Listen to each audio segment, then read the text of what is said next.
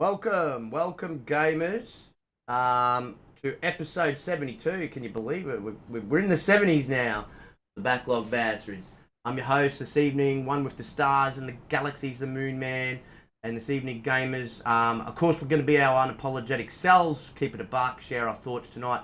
A number of topics, including the PlayStation job cuts and re-evaluation. Nintendo is suing Yuzu emulator creator. Xbox has a brand new hire and more. Of course, bit of a somber one tonight as well. Because my main man down the bottom here, you can see, he's been with me since day one. Helped nurture this creation. He was involved in the naming process of this creation. We're now 72 episodes in. So it's Chuck Magic's final episode for a while. It's not totally goodbye. It's just for a while. He's got some health issues that he's made known several times on the podcast, especially in the recent few months. He's got to go away and deal with. And I totally get it. I understand. Got nothing but the utmost respect for this man. And the last thing I want is for him to be in any sort of pain, pushing himself to be here each and every week. But we're gonna send him out right, and hopefully one day, when he's health permitting, he will return. So I hope everybody's ready. Buckle up, hold on, and of course let's get this party started and farewell party for the time being the Basterdz way. I can already see in the chat, of course, the rockin' one each and every week. Love you always in here. Great supporter of the show. Of course, the next man, my brother from another as well, the legendary Yobi, Mr. Peace Love Life. Always appreciate you, brother. Of course, all the lurkers that are lurking so far. We thank you for joining us tonight. Help send Chuck off the right way and give him as much love as possible. So I thank everybody for joining us tonight. Of course, don't forget to hit that like button, share this out. It's always a great help. But without further ado, let's get to the man. We'll introduce the man, the myth, the legend himself, Chuck Magic. How you been, brother? Your final night for a while. It's going to be sad to see you go for the time being. But as I mentioned before we started the pod, we've had a great run, man, so far, and we've had a lot of great laughs, a lot of great memories shared, especially in the gaming front, and definitely got a friendship for life as well. How you been, man? How you feeling? What you been playing lately? Absolutely. And yeah, just to clarify for anybody that might listen, first of all, it's been an awesome time. Um, Moon asked me to do this a long time ago, and I thought it would be a fun thing. And we've gone through some different folks, but ultimately, even though I've missed a few episodes here and there due to my health, I have kind of been there, the whole time. So we've kind of been the constants on here, but I just I've got a couple of chronic health conditions that have really just kind of progressively gotten worse. And it's hard to be consistent. And like I was telling Ryan and Moon, it's just, there's a lot of days where I don't get a whole lot of sleep. And sometimes that lasts for several days. And so I'm not always as clear headed as I want to be and not always feeling as well as I want to be. So sometimes it's just hard to really commit to anything just because you don't really ever know how you're going to feel on a given day. So I just wanted to let somebody slide into that slot that can be 100% and can display the passion for not only the show, but just sort of the whole gaming thing. And, I haven't given up on gaming or anything, but it's just there are some days that are tougher than others. And unfortunately, when you have something that's chronic and that can't really be cured, you just don't know from one day to the next how you're going to feel. And so it's just really hard to be consistent with things. Luckily, I have a job where I can work at home, and I've got an awesome wife and family to help out with other stuff. So, yeah, that's what it is. And it's definitely not goodbye forever. I'll still be around and probably still be on some shows here and there, I'm sure. But just from a consistency standpoint, I don't like to, I'm just one of those people. I don't like to be involved 100% if I can't give 100%. It's just not fair to everybody else. And so that's what's going on. So, I'm not terminal as far as I know or anything like that right now, but it's like I said, I wanted this show and all the people that are on here to have somebody around that's given the same amount that they're given to it. So outside of that, mainly I've been playing Helldivers and Dead Island 2. Helldivers is great. Really surprised, one of those that wasn't on my radar. And whenever I felt like it, I've hopped on with a couple of folks and been playing some of that. Just a really cool co-op game. And then I think we all know how Dead Island 2 is on Game Pass. That's a game that I wanted since last year, but last year was one of those years where I had probably almost a full price purchase game every month for most of the year. So that one was just one of those that was on the back burner. So I was really glad to see that hop into Game Pass last week. I think it happened while we were on the show here last week. So I've jumped into that and started playing some of that. So yeah, that's basically all I've had going on. But did just want to say I appreciate both you guys and appreciate you, Moon, just for having me on all these years and months. And like I said, I'll be back around here and there, and maybe even more than that at some point. But right now, just going to take a little bit of a hiatus and work on feeling better and catching up on some rest. No, as I said, brother, it's been an absolute fun ride. Can't deny that, man. I love this part time of the week. I get my time with you two fellas, and when another one who we had on for quite some time, but he's also another one that's got serious health issues. Helped to start this in Basterdz. Shout out to the old dog out there. Old B. As I said, man, an integral part for this podcast and what it is now. Who would have thunk when we started it that we'd be 70 odd episodes in, heading up to 100 episodes, and man, I'll keep going with it and keep the podcast alive and well until the wheels fall off, so to speak. But again, man, I truly cannot thank you enough. Folks, before I get over to Ryan, this is a man. He'd been asked, Chuck, a few times to do podcasts back in the day. He's always, not happening. and this little SOB here goes, hey, man, I need ya. And he's like, you know what? I've said no to everybody else, but I'll fucking say yeah to you because it's you. So yeah, pretty much. I was very. And I mean, that's true. It's like, I don't know why anybody would ever want to hear my opinion on anything, but I have been asked to be on a couple others, and it's just not. I believe it or not. I mean, I'm just not one of those people that.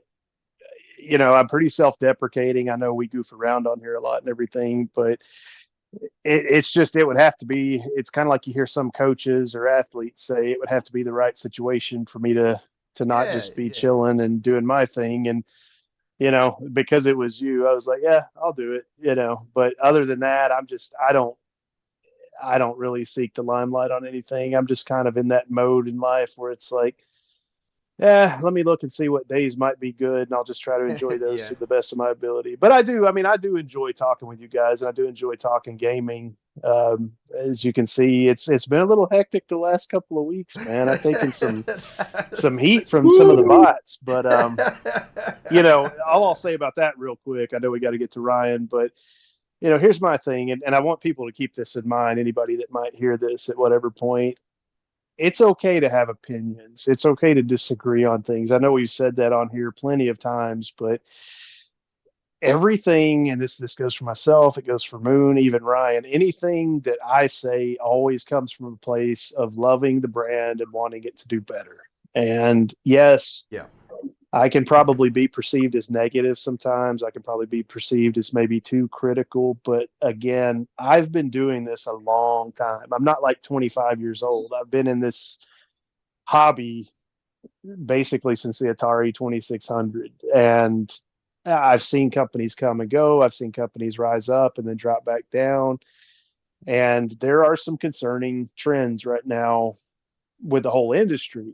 Um, I think that that's something. This started off as like, well, what's Microsoft doing? But then, like with the news that hit today about PlayStation, it's become, wow, is this industry in trouble right now? And then EA just a few hours ago. So, this industry's got some crossroads type issues going on right now. And so I think my concerns shifted maybe just from sort of like what Xbox is doing to like, where's this industry headed right now? And They're just ahead of the game. Yeah. That's Yeah. all. right, Microsoft. right. And you're probably right. You're probably right. But, like I said, just keep in mind that people are entitled to their opinions. And even if you disagree with it, you can disagree with that in an adult manner. You don't have to attack somebody. You don't have to attack somebody's character.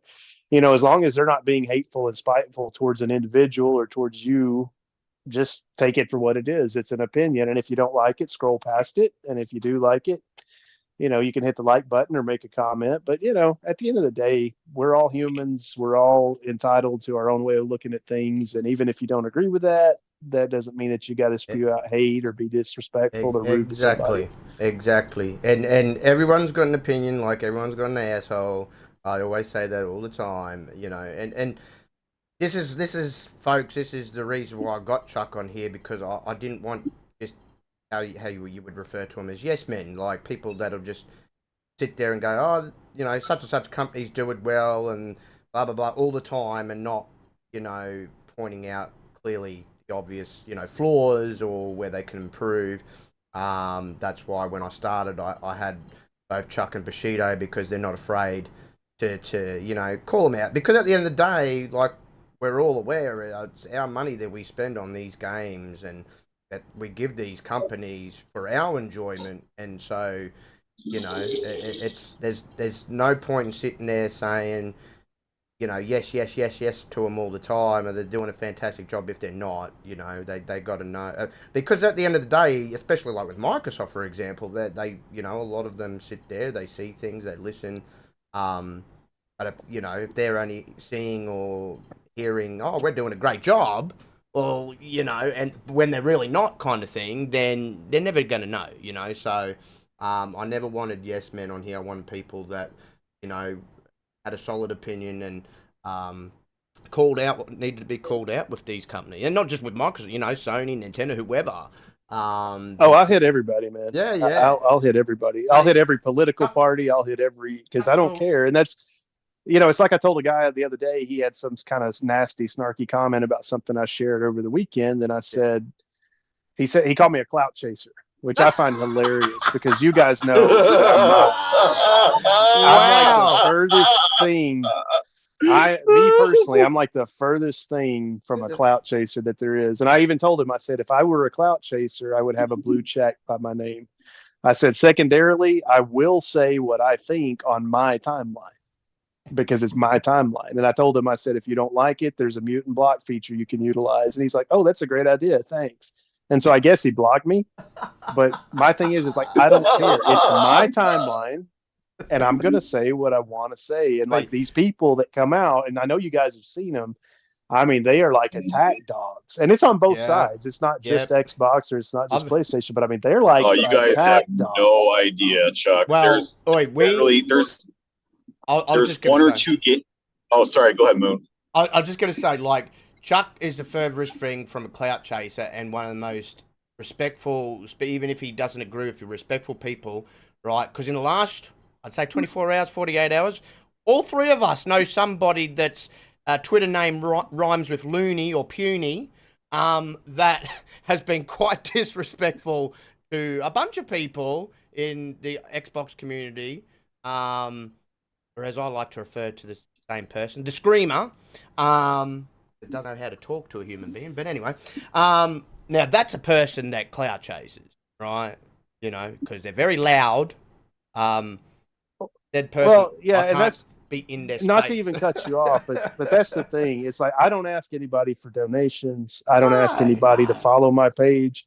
if you think that what I say is something that you might want to pay attention to, cool, follow me. I'll usually follow you back. But my thing is I thought that was so funny because I'm like, Yeah. bro, I am anything but a clout chaser. It's like, I don't care. I just say it. If I wanted to chase clout, I would have picked a side and just run with it and made all these outlandish, it's like PlayStation fans are furious that you guys have seen that dude. And then, like the gentleman you were just talking about, blaming everything but his own behavior on why he's not getting more popular. That's on them. But like, I don't care. I don't care if I have one follower or 1 million. It doesn't matter. It doesn't matter. Exactly. So anyway, but yeah, Right I you thought guys, that was funny. There's two people that are, no joke, this is how pathetic they are. There's two people that are running 8 Star Wars Persona sock accounts right now on Twitter. And they're all anti-Xbox. They're all playing the character, like literally, like playing the persona. And I've been battling with them all day. It's been great. Well, it's like the Japan hates Xbox and China hates Xbox. And it's the same guy. All those guys. And then that guy got pointed out that he wasn't even Japanese. He was from like, where'd someone find out he was from? He was from Nebraska or somewhere. Apparently, he's a teacher in Japan, is what people have said. No, he lives. He does live there, but he's from like Nebraska. He's probably like an English teacher, something like that. But and then they got a picture of him dressed in a Komodo. He looked quite funny. I'm like, okay, that doesn't suit somebody from Nebraska or Omaha. Okay. But no, appreciate you, Chuck. Much respect, brother. And again, it's gonna be weird not having you around each and every week. But again, we all understand. So thank you again, man. Ryan, did you want to let us know how you been, my friend, and what you been gaming with lately? Hey, brothers, welcome. I'm glad to be here. I had a little scared at personal life with work. They had a restructure that they announced yesterday, and they cut 11 people per building for each fulfillment center for our job. So fortunately, I escaped that, but this is going off of what you guys were talking about earlier with the gaming. It's not just the gaming, it's everywhere. There's all the corporations seem to be doing cuts and restructuring, reorganization, layoffs, basically. But I did avoid it, luckily. But aside from that, it's been good. As you know, I finally, after 264 tower levels, and just over 100 hours in Persona 3 Reload, I finally beat the game. Woo! Wow. Okay. I got to say, when you play a Persona game, be prepared to be playing it for a long time because those games take so long to beat. But I finally did it. I'm probably going to take a break from Persona games for a little bit just because it's a very excruciating long game. But I did my time. In my hooks, as you know, I've discussed the past couple of weeks, ever since they released the beta or the demo or the trial for Final Fantasy 14, I've been waist deep in that, I should say, and I've already gotten my character. I'm currently a gladiator, and I'm level 30. I'm getting closer to the middle of the story, to the end. It lets you go to level 70 before the trial ends. So I'm going to try to hit that and then go back to Avatar. But yeah, I haven't really been playing anything else. Like that game's just been taking up all my time. Since you're a gladiator, did you do your best Spartan voice? Go for Sparta! For Sparta! But no, it's fun, man. It's basically like if you've ever played World of Warcraft. It's this. Like the quest design, the combat, like the worlds, it's pretty much the same thing, but just Final Fantasy version. So if you like World of Warcraft, you'll like Final Fantasy 14. I'm glad they brought it to Xbox because I used to play it on PS4 when it first came out on console. So I was excited. I was always waiting for it, just like Final Fantasy 7 Yeah. that'll hit Xbox. So Yeah, hopefully they bring. I was like you just mentioned, 7 and also 16 comes to Xbox and PC, um, sooner rather than later, man. Because as I said, I've never been the biggest Final Fantasy fan, but I would definitely pick up 7. I definitely would pick up 16 because 16's got that darker tone to it, which I like. It kind of reminded me of it's got a darker tone like Devil May Cry. So I was like, oh, I love Devil May Cry. Let me get on this once it comes to PC. But yeah. Hey, yeah. Timmy, what's good, Timmy? So I myself, I've been still. When I'm playing with Trin, we've been going at Apex. I said that last week. I got back into that as a multiplayer game that I hadn't been into for a while. Getting kills, come close a few times, getting champion. We keep getting second. We keep getting second every time. I'm telling you, get real close. But I've been playing that. Been playing some of the early access because still in early access of Nightingale. And that team's doing a fantastic job. They got their ear to the ground. They're listening to the community. Continuing to update and fix and evolve that game, but it's really neat. Still going with. I jumped back into Avatar last night because it'd been a little minute. I'm over halfway through that though. But I stopped playing for a minute because I was hopping again. As I said, I still haven't started Baldur's Gate or Prince of Persia, and then we got a few more games coming out. And bloody March is a big month too because I got looking forward to that. The new WWE games coming out. Alone in the Dark's coming out. Then Chuck posted a picture. I think it was at my early this morning. It got my eyes popping out of my head, my ears pricked up with that freaking absolute beautiful Test drive. screen. Oh man, that looked gorgeous, bro. I thought it was real when I first looked at it. And we should get a rundown of that game tomorrow night at the NACON thing. So, and do you think it's going to have a better outcome than Motorsport did at the launch? I think so. No, not really. I mean, that's probably still a niche type of thing. But as far as arcade racers go, like I enjoyed the Crew Motor Fest, but it just didn't. It was so close to like Forza Horizon 5 that you just felt like it was more of the same. But I think this is going to be different enough, to be kind of fun. And I didn't really like Need for Speed Underground or whatever it was, Unbound. So I'm hoping that we have a really good arcade racer coming. So I'm excited to see. I think it'll be a more complete package if that's what you were sort of getting at, Ryan, than Motorsport out. Oh yeah, as far as like as far as like features and that's what I meant. Yeah. Okay, yeah, definitely. Yeah, so I think Forza is still probably going to be higher quality overall. But even that might be kind of questionable because I'll be honest with you, I'm pretty disappointed with Forza Motorsport. Well, and that picture that you shared, man, like if like in-game graphically is close to that, woof. Yeah, that's pretty slick, man. Like that's why I was like, I zoomed in, I was like zooming in. I'm like, God, like I know it's an arcade. Well, yeah, I mean it was supposed to release like a year ago, so they've had a long time to work on it. So it might be pretty polished. I hope that. I think it will be, man. I think they're really gonna go all out with this particular title.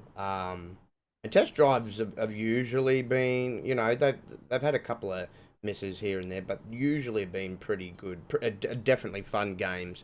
So I'm looking forward to that. But you got some games coming in March and April that I can see.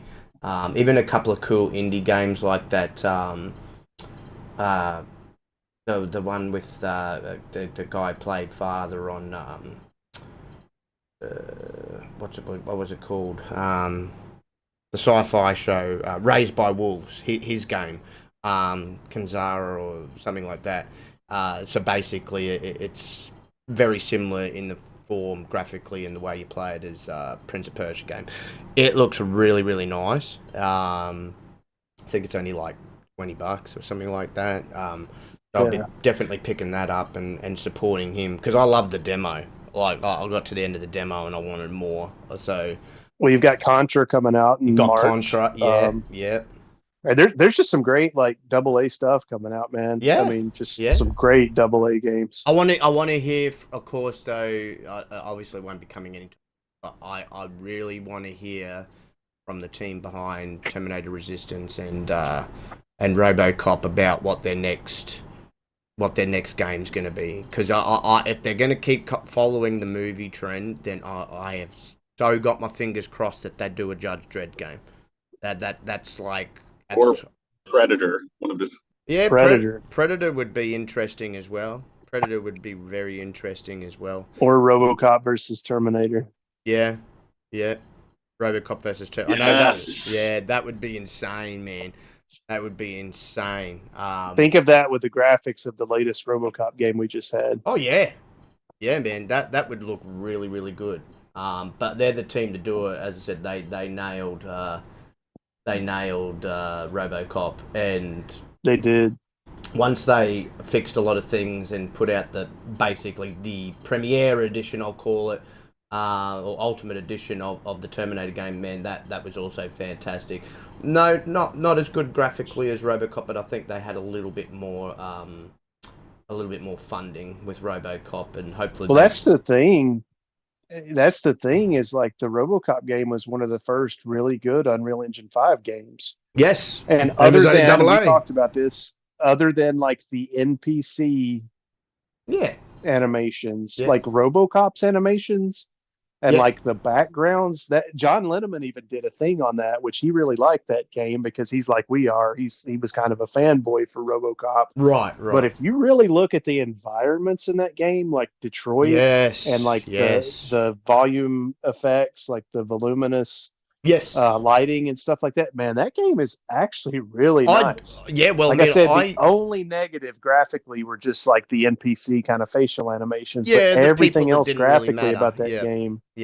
Right, but graphically, like the backgrounds and the environments, and even RoboCop himself, man, it was like fantastic. The reflections in the puddles on the road, man, was insane. I'm like, damn, and this is not a AAA studio doing this, but damn. As I said, they literally put Insomniac to shame when you compared it with Spider-Man 2, man. They really did. They outdone a AAA studio.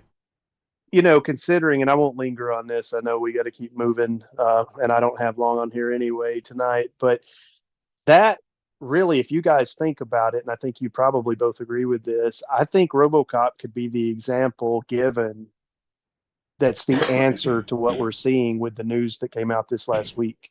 Oh yeah. You know, you've got Xbox laying off folks, you've got Sony laying folks off, now you've got EA laying folks off, and the answer seems to be that these AAA games that they're shooting for like these 90 plus Metacritic scores, you have a game like RoboCop come out that was made with so much obvious love and devotion to the IP, and they probably made that game for a few $1,000,000.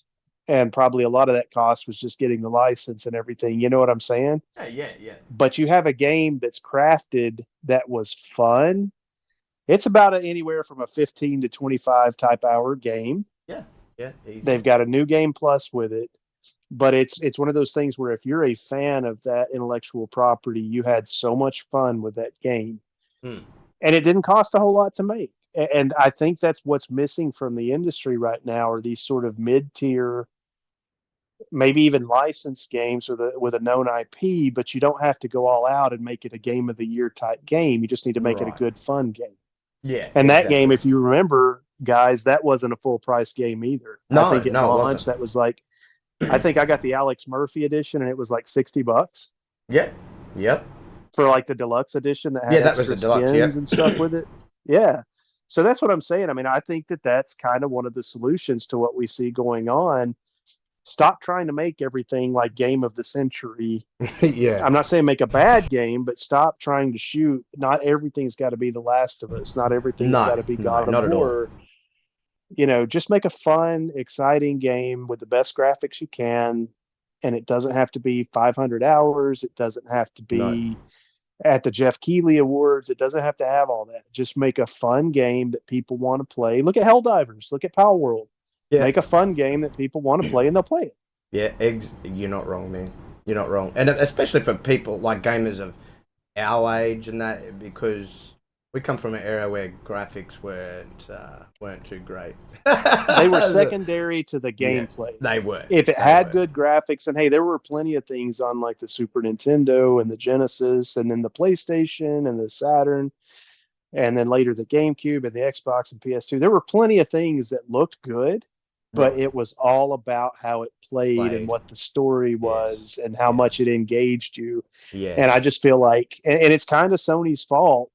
I feel like in the PS4 generation, late PS3, early PS4 generation, we just started getting to where it's like, if it's not The Last of Us, if it's not the revamped God of War, if it's not Ghost of Tsushima, and all those are fine games, but it's almost like there's this mentality, and I know Ryan would agree with this, especially from like that one side. It's like if it's not that kind of game, it's not even worth talking about. Yeah, which is ridiculous. Which is You ridiculous. know, if Halo Infinite had come out in the 360 era, it would be remembered as one of the greatest like first person shooters ever made. Yeah. You know what I'm Yeah. saying? Yeah. But because it came out now, it's like, it was disappointing. If Starfield would have come out in the 360 generation, we would still be talking about it. But it didn't live up to expectations, right? It was not as good as they said it was going to be, because we have this unrealistic standard now. And, you know, folks may disagree with me, but I think that that's bleeding over to these studios Yes. to where no matter what they make, it's just not good enough, Right. you know? Right. No, you're not wrong. You're not wrong. But yeah, let's get into these topics. I've got two little quick tidbit notes coming in. So first is Cowabunga. We're getting another Teenage Mutant Ninja Turtles game.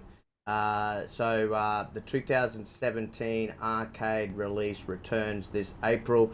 It's Teenage Mutant Ninja Turtles arcade Wrath of the Mutant. The title originally started life as an arcade game back in 2017 and is based on the 2012 Nickelodeon animated series. It'll be coming to all platforms on April 23rd for a price of $29.99, so $30 US. And it includes voice acting with the original cast of the animated series reprising their roles, as well as 4-player co-op, along with 6 stages, 13 boss fights. And the console version will also add 3 new stages and 6 more boss battles to that. So do keep an eye out for that in another 2 months' time. And of course, before we get into our actual topics, the last little tidbit is a ransomware gang. Ryan brought my attention to this. Claimed to have hacked nearly 200 gigabytes of Epic Games' internal data. But in an update in the last 24 hours, Epic has responded, saying there is currently absolutely zero evidence the claims are legit. It was reported initially by Cyber Daily. The gang, which goes by the name Mogilevich, posted a message on its Darknet leak site giving more information on its claimed leak of the Fortnite and Epic Games Store company. They said, "We have quietly carried out an attack to Epic Games servers." Message reads, it also claims to have compromised email, passwords, full name, payment information, source code, and many other data, amounting to a total size of 200 gigabytes. Data is also for sale, it says, adding a link for an employee of the company or someone who would like to buy that data. The gang themselves have given a deadline of March 4th for someone to buy the data, but it has not given a specific figure, nor has it indicated what it will do with the data if the deadline passes. But as I said, Epic's come out. They've obviously dug into it themselves since the threat of it is out there, and apparently from what they have come through with their investigation, there is zero evidence to the claims. So maybe this little gang or mob or whatever you want to call them are just trying to get some money out of somebody when they haven't really got anything holding it for ransom. But interesting there, so keep an eye on that bit of news in case it turns out that maybe they do have something. But at the moment, nothing there really to officially report on. But latest, let's get into the topics now. So the first topic, been a big topic actually in the news this week. I've even seen our the man behind the 4GQ channel, Carlo, commenting a lot on it. So Nintendo, they're suing Yuzu emulator creator. They also said latest Zelda was pirated 1 million times pre-release. So this company is seeking damages and a shutdown of the Switch emulator. It's Nintendo of America that's filed the lawsuit against Tropic Haze, who is the creator of the popular Switch emulator Yuzu. In a complaint spotted by GameFile reporter Stephen Totillo, the platform holder argues that the defendant and its agents are fully aware of the use of Yuzu by others in performing circumvention and in facilitating piracy at a colossal scale. Yuzu enables users to play pirated Switch games on Windows, Linux, or Android systems, according to Nintendo. Notably, the lawsuit claims that the last year's biggest Switch release, The Legend of Zelda Tears of the Kingdom, was pirated over 1 million times in the week and a half before its release. With Yuzu in hand, nothing stops a user from obtaining and playing unlawful copies of virtually any game made for the Switch, all without paying a dime to Nintendo or to any of the hundreds of other game developers and publishers making and selling games for the Switch, the company said. In effect, Yuzu turns general computing devices into tools for massive intellectual property infringement of Nintendo and others' copyrighted works. The Nintendo is seeking big damages for alleged violations and a shutdown completely of the emulator. So, interesting. One thing I did note before I come across to the boys, and Carlo actually did make a good point. If they're successful in this, it's only going to make another 50 emulators jump up. You also have another big one that I'm surprised they're not taking a court as well in Ryojinx. So, and I think there's like they never managed to do anything with the you've still got emulators out there for the Wii, the Wii U. Of course, there's older stuff in the 64, Super Nintendo, and stuff like that. Hey, what's good, back? What's good? What's good? I got video games. I see you in there, brother. Yeah, it's in a sense. I sit there from the business side of it and go, well, it's about damn time. But what took you so long on Nintendo's behalf? Because Yuzu's been around for a while, and Axel goes pirate for life. But it's been around for a while, just like Ryojinx, and I would have thought that it would have come to their attention a lot sooner than now. So irregardless, if they are successful in getting it shut down, which probably highly likely that they will, it ain't going to stop emulation and this happening. It really isn't. Again, another a whole bunch of new ones will just pop up out of anywhere. It's like the movie and music industry for years cracking down on things like LimeWire and Kazaa and Napster and or with movies and TV like the Pirate Bay, and they're constantly whoever's running these sites for torrents and stuff like that. The new ones are constantly popping up, from Kick-Ass Torrents to Lime Torrent. Pirate Bay's got about 15 million bloody mirrors, and they've had their site taken down several times. It's just a continuation. You shut down one and another 100 shows up, so it's an ongoing process. It's quite interesting, but I know how protective Nintendo, I think a lot of us are well aware how protective Nintendo is, especially when it comes to their IP. But at the end of the day, the one caveat I suppose that they could look at is they've sold more copies. I mean, we're just talking Legend of Zelda: Tears of the Kingdom. They actually, I did my research on it. They actually sold more copies than copies that have been pirated. So I mean, that's something in the sense that it hasn't completely affected their sales, but I understand from their perspective how it's still, you know, not a good thing, like, and it's damaging and it does cost money. Like, say they did have it pirated, they said over 1 million. So let's just go with a figure of 3 million pirate copies. Well, that's still 3 million copies out there that no one paid a cent for, right? So they've still lost money there, and the devs lost money there. So I can understand this. So I'm going to come across to you first, Chuck, on this. What is your thoughts? Do you think Nintendo's, got every right, and do you think that they got a very good chance at winning something here? Oh, absolutely. I'm not.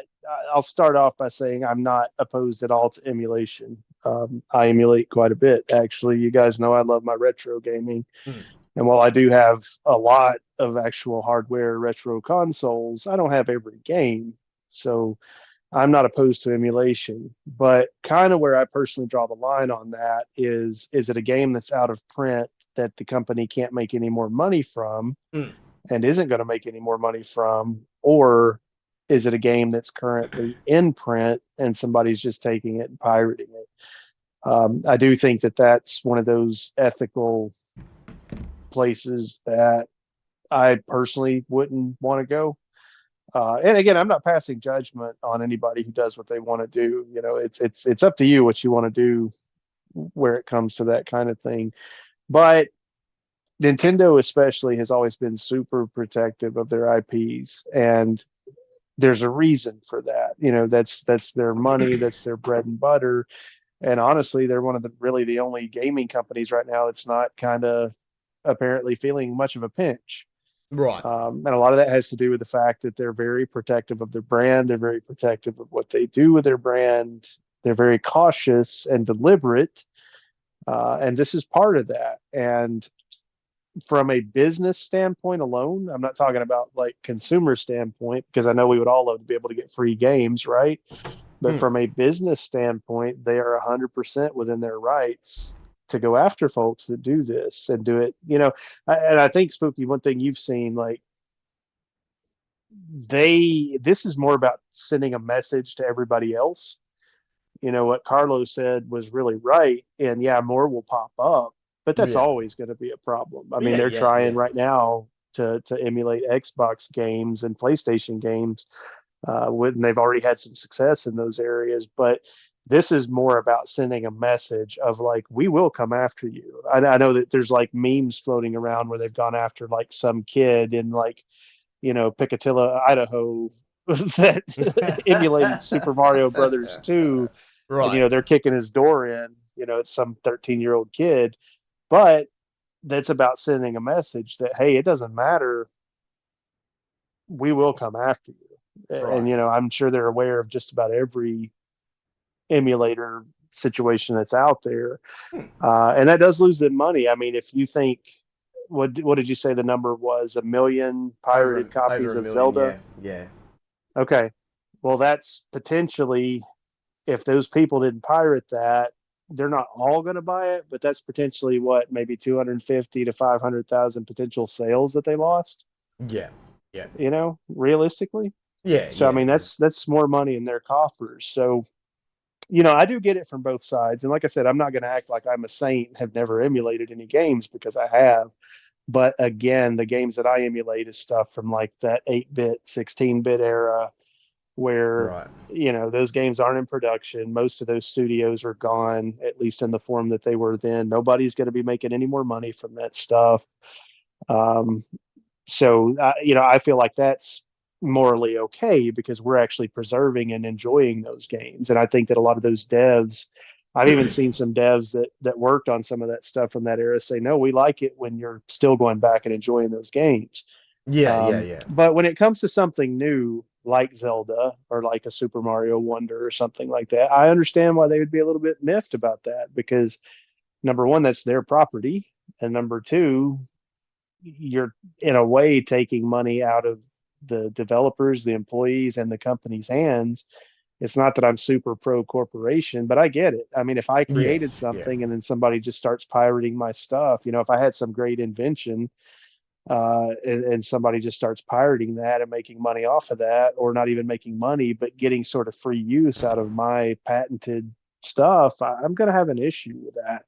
Yeah. Yeah. So, like I said, I'm not totally against emulation, but I understand why they're pursuing this one.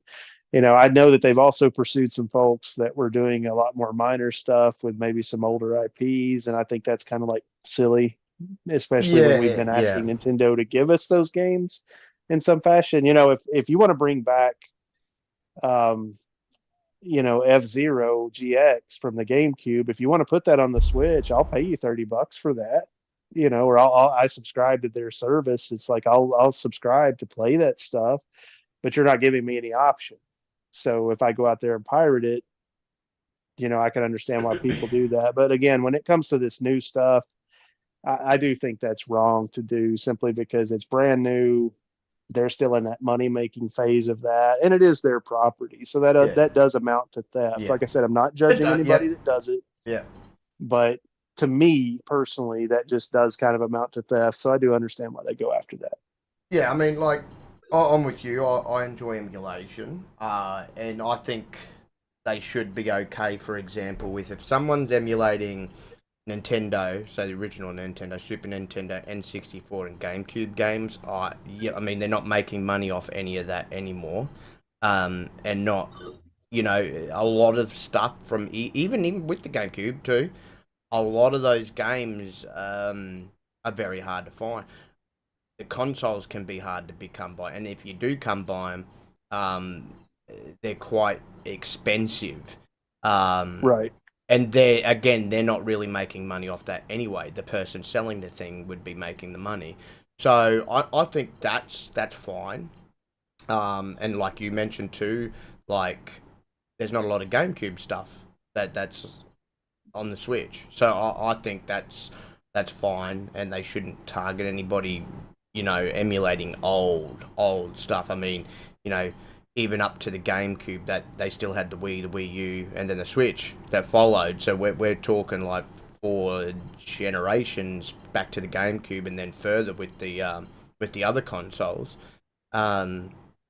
It's different if you're lucky enough to hold on to the consoles per se, and they still work, and you've got the games that you want for it, kind of thing. But like you said, even if you did have that console and there was a game that you didn't have still, whatever, it's good to be able to emulate that. And I think most devs, I would say, out there are fine with you emulating older stuff that they're not making money off any longer. And they would have made, even you go back to the GameCube, which was many, many moons ago, they made their money and then some off that stuff when it was the it thing, and a little bit past the it thing. When even once the Wii came out, they were still making a bit of money off the GameCube then. But yeah, once the Switch come into it, I can understand why they're going hard after that. That is their current console.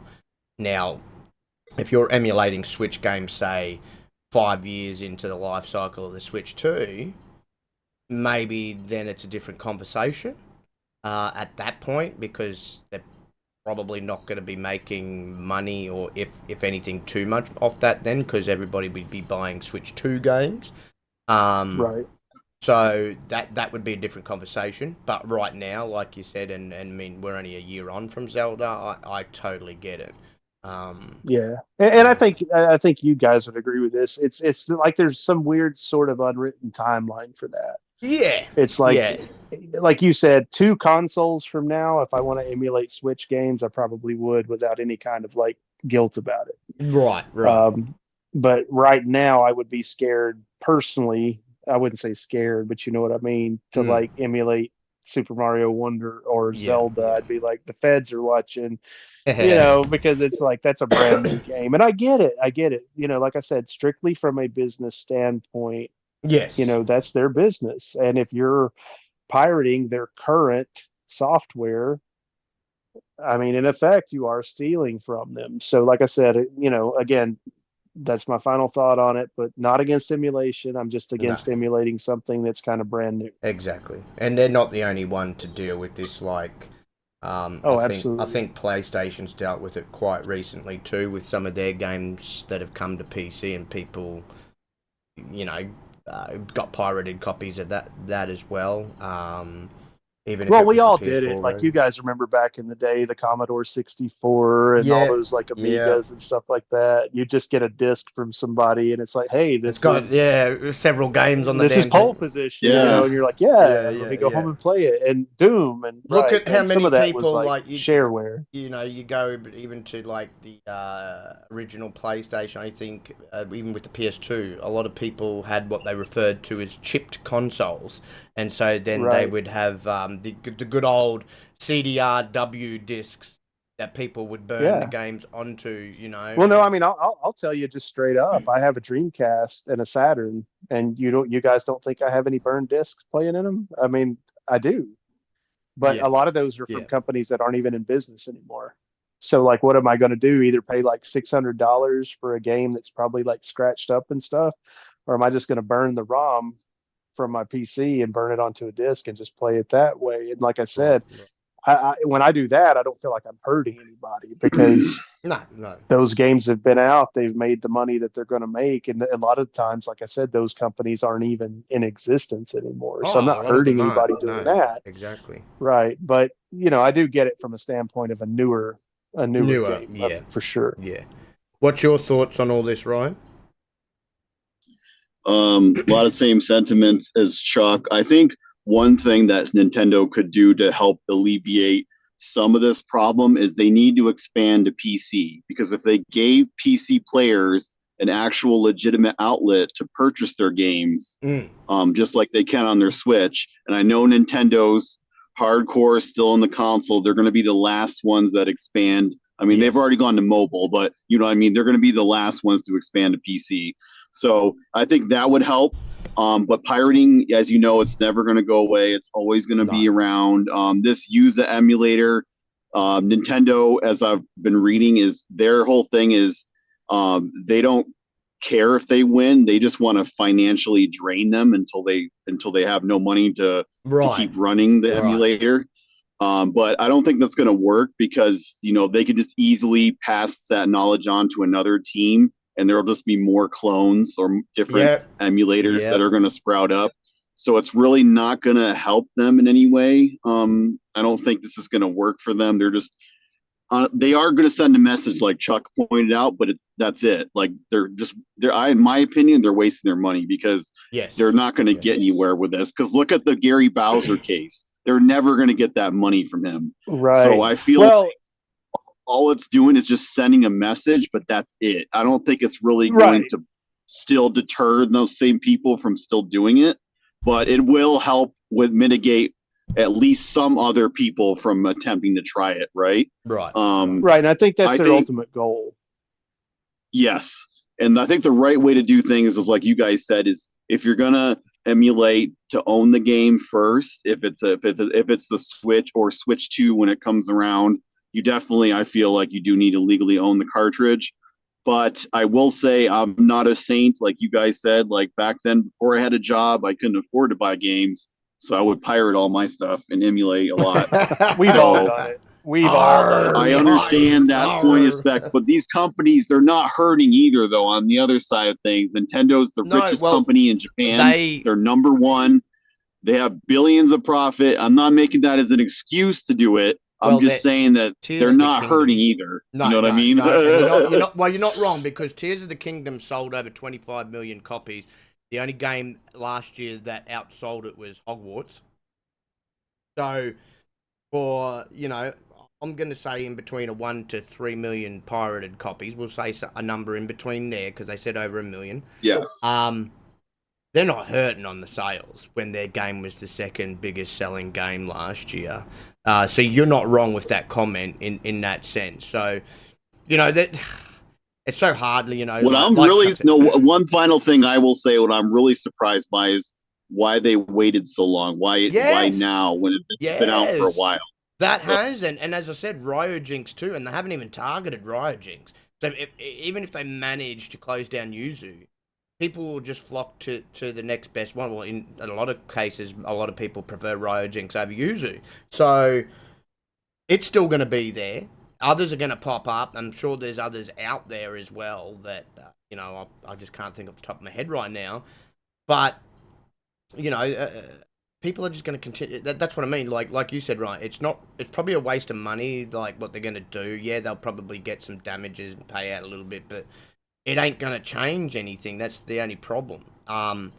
They'll sit there thinking that they're going to send a message, but I don't think it's, like I was saying earlier, I don't think it's going to really scare anybody or stop anybody from creating a new emulator. It's just like, as I said, the movie and music and TV show industry and that, trying to close down all these torrent sites.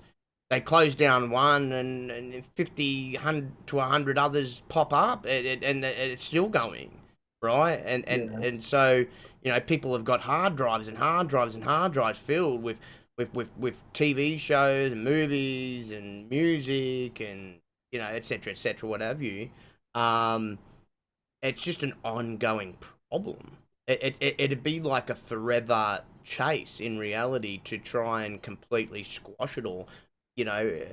Maybe one day they do, but like you mentioned, Ryan, and good that you mentioned it, which brought me to like something we discussed a few pods back, where Hip Hop Gamer had heard from some PC companies that Nintendo was considering it. Wouldn't be starting till 2026 if it happens. But that would be, you are correct, and I agree, that would be one way to cut down on the piracy, is by bringing their games to the PC. Again, I think it's something they should do. It's just another avenue for them to make money. It's not putting your games on a competing platform, because PC is, for all of these three companies, like mobile, is just another, pot to dip into to get more money. And I mean, all these companies are about making money. Nintendo games will sell just as well on PC as what Xbox and PlayStation games do. And they look, they don't ever have to go day and date. It would just be the fact that you having your games on there would cut down on the games being pirated. Because at the end of the day, Well, I've said this too, a game runs a lot smoother and better natively than it ever does on an emulation, especially like these Switch games. I can guarantee you it run. You may get it to look better or whatever on a PC because whatever parts you may have than a Switch, but the Switch will always be the more stable, reliable version than the emulator, because there's a lot of intricacies and things that can go wrong on an emulation. The older stuff is different. Usually you can get them to run pretty damn smooth, and I would say nearly on par with the same experience you would have had back on the day on the actual said console or whatever game platform you're emulating. But this newer stuff, it's a little bit different. So, yeah, go ahead, Chuck. What were you going to add? no, I was just going to say I used to disagree with you on them putting something on PC, but I think that, I know it'll be a while before they do it. I'm with Ryan on that. They'll be the Yes. last ones to Yes. go for sure. But, the more I think about it, I might be more inclined to agree with you, because the one thing Nintendo does is they're really innovative in their delivery of their hardware. Yes. Yeah. So you could put some, I don't think they'll ever put all, but I do think they could put some of their games on other platforms while still maintaining their uniqueness. Yes. See, that was one of the problems. I won't elaborate too long on this, but that was one of my problems we talked about last week with Xbox doing this. Xbox is not differentiated enough from PlayStation for it to not matter about them putting their games somewhere else, if that makes sense. I'll try to clarify what I mean by that. We know that essentially the PS5 and the Series X can pretty much, with a few minor differences, they pretty much do the same thing. Basically, yeah. You're not going to get some huge leap visually or with sound or anything else from one platform to the next. even though, Digital Foundry sort of makes their bank on pointing out the differences, there's like some games that might have a and I mean very minor resolution uh, gap, or they might have, the Very minor PS5 version might have FPS. some right frame stutters more so than the Series X, and vice versa. But ultimately, they're the same thing, right? Right, right. But Nintendo having that portable hybrid console Yeah. concept that they're doing now, and that's probably going to be what the Switch 2 or whatever it's called is. I still think they're differentiated enough to where you'll still have so many people want the console for what it does, Right. but then you can also make that extra money by putting some of those IPs, maybe not everything, but some of those big IPs over on PC and Yes. maybe even PlayStation and Xbox, simply because it's not ultimately going to hurt people from No, buying, no, it's not no. going to keep anybody from buying your product, because I like the Switch for what it does. Yes, it's Yes. outdated, and yes, it's not as high power, but it's cool that I can pick my thing up and play Metroid Prime or Mario Wonder while I'm laying in my bed with like Yeah, minimal fuss yeah, and trouble. So yeah. I think that their stuff is unique enough to where they could get away with that. Whereas maybe right now, Xbox and even PlayStation, it's still kind of iffy as to whether or not they need to be putting their IP somewhere else. So No, no. I'm kind of And with you now. I think that maybe Nintendo could get away with it to some degree. if anything, I'll put it to you like this. You'll have a lot of gamers that'll double dip if they go to PC because they'll buy it for Yeah, PC so they can play it on their, bigger monitors, or if they've got it also hooked up to the TV as well and on there. But then they can also have their Switch, but they've got the movability as well. Like you said, if they want to go from playing on their PC to going into gaming into bed, or going from the PC and, okay, honey, we're going on a holiday, we're going on a trip, so we'll take it on the Switch, obviously because you can't take the PC with you. So there's benefits there, and I agree with you. I think initially at least, whenever they, I'll just say whenever they decide to look into going that route, dipping into that market, they'll be select with their games. But I would say like two games that would be probably straight off the rank that I could see: Mario Kart, because I've already taken that to mobile anyway. Um, so obviously that would be one I would see them entertaining, as a initial game to start off with. I also think Metroid, because it's an FPS, it would be one that I think that they would consider as well, because it would just instantly do well. Um, a lot of PC gamers, like Xbox gamers, love first person shooters, so I could see that. And maybe, Smash Brothers. yeah, Smash Think Brothers. of if you could play Yep. Smash with Xbox and PlayStation and PC folks. Yeah. That would be Think of that something else. audience that, Um, where you've got maybe up to like 4 or 5 different platforms playing your I fighting think game that's still going to be native kind of to I your think they would console. still be initially, like with a lot of the Mario games, outside of Mario Kart, maybe one or two others. They'd probably be a little bit protective of, um, initially. If they were smart, I don't know how it could go either way. But if I was them, I'd chuck Zelda on the PC, because it's one of those epic adventures. Again, kind of fits into things, the types of genres that PC players will play. They'll play that epic adventure RPG. So that would be something I think that they should consider. Um, Well, think of this, you even know, honestly, not to even cut you off, but think of this. You could make a game within that IP specifically for multi-platform. you could, So you could yes, still yes, have, yes, say, yes, you could still have a Mario game that's exclusive to the Nintendo console, but you could yes. make a different Mario game that's made for everywhere else. Right, That's still high right. quality, still gives you that Mario gameplay, whether that's the 3D or the Yeah, 2D. yeah. But you could do that with really a lot of their IPs. Like you said, I think that something like Mario Kart could it's ready to go everywhere right now. Effortlessly, yeah, yeah, Right. effortlessly. And I mean, they But have got, I think, if you wanted to have that protected sort of, well, we still want exclusives for this console, you could still do that within that generation mm, and just make a game that's specifically for the console that for your Nintendo console, and then yes, make a game that's, still got some of those elements, but that's your kind of multi-platform version of it. yeah, exactly. you know. And look, they could even do, because you got two different versions of Mario Kart, right? So you got the arcade version, which you can still go play at the arcades. You could even keep your version of your Switch version of Mario Kart, because even the mobile version of Mario Kart has its differences, right?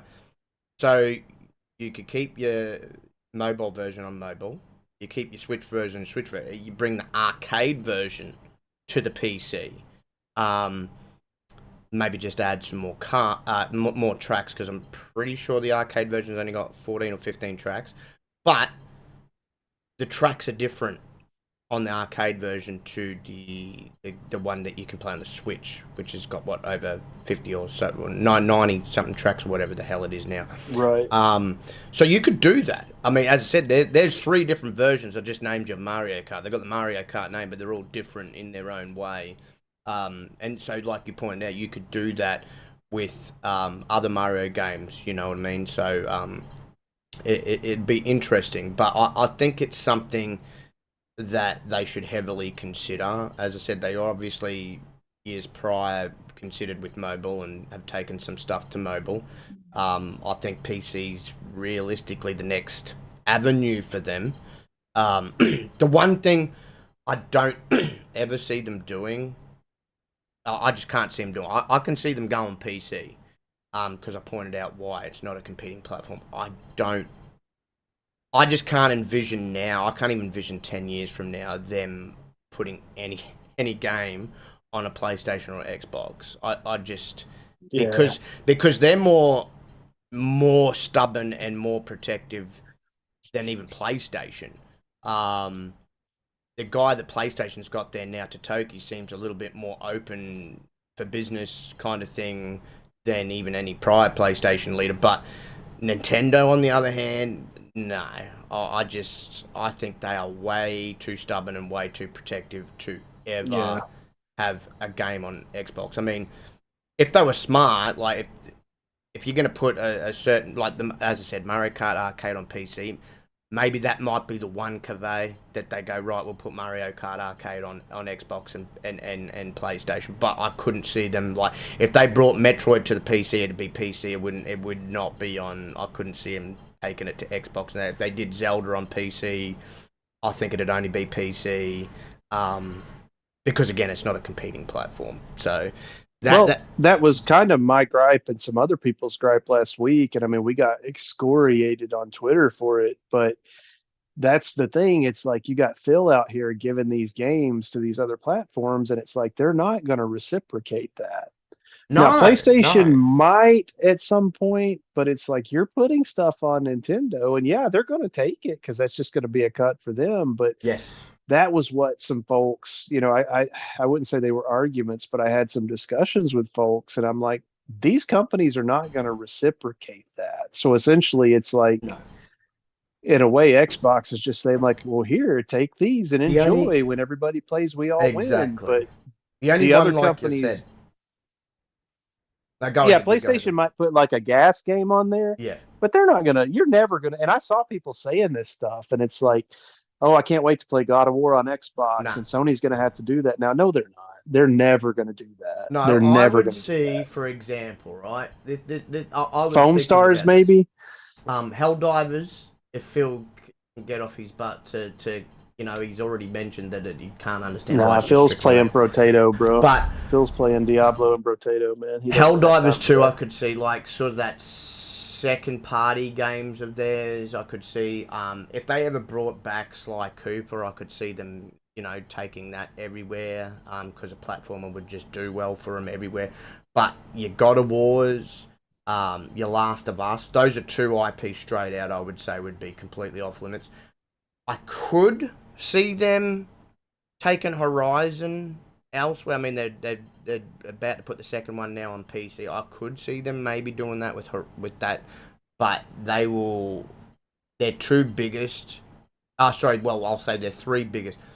That I'd never foresee, other than PC, I never foresee coming to Xbox would be Spider-Man, unless of course Marvel and Disney say otherwise. which could happen because it is up to them when it comes to Spider-Man.